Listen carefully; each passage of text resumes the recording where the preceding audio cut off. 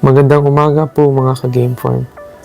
Ngayong umaga po ay share ko po sa inyo yung mga ginagawa po namin dito sa GBH Game Farm. Yung una po nating topic ngayon ay tungkol po sa priming ng ating mga breeding materials.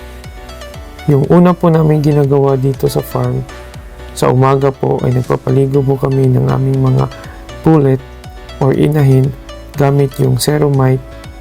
Itong hawak ko po ngayon ay isang signature line po namin na GBH Tsunami White. Itong inahin po na to ay isa po sa gagamitin natin ngayon sa ating breeding season. Sa mga lalaki naman o tinatawag natin na broodstock, yun pa din yung ginagawa natin. Pinapaliguan natin ng Ceromite. Itong hawak ko po ngayon ay isang 5K sweater na nanggaling kay Idol Leo Enriquez ng Wild Creek Game Farm. Isa po din to sa gagamitin natin ngayong season. Sa hapon po naman, yung ginagawa po natin sa ating mga inahin at broodstock, pag natuyo na sila, ay pinapainom po natin ng Aztec dewormer para matanggal po yung mga bulate. Itong hawak ko po ay isang dark yellow leg hatch pullet na nanggaling kay Uncle Dino Montimar ng Dart Game Farm. Sa broodcock po naman ay ganun pa din yung ginagawa natin, pinapainom po natin ng Aztec. Itong hawak ko po ngayon na broodcock ay isang kanawayon na nanggaling kay Idol Richie Obordo ng RRCN Game Farm.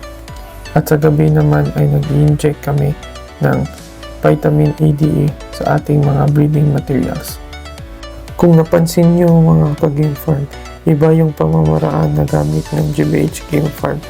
Kasi kapag nagpurga tayo ng mga hayop, hindi pwede silang mabasa pagkatapos natin purgahin. So yung ginagawa namin, pinapaliguan muna namin sila bago namin purgahin. Kinabukasan po naman ay naglalagay po kami ng oxyride sa magkabilang mata ng ating mga breeding materials. Itong hawak ko naman na pullet ay isa ring kanawayan na nanggaling kay Idol Richie Obordo ng RRCN Game Farm. Nagbibigay din kami sa tubig ng Tipox 48 para masiguradong malinis at malusog yung sistema ng ating mga inahin para sa oras na gagamitin natin sila sa breeding, wala na pong aberya. Maraming salamat sa panonood mga ka-Game Farm. Sana may natutunan po kayo sa video na to.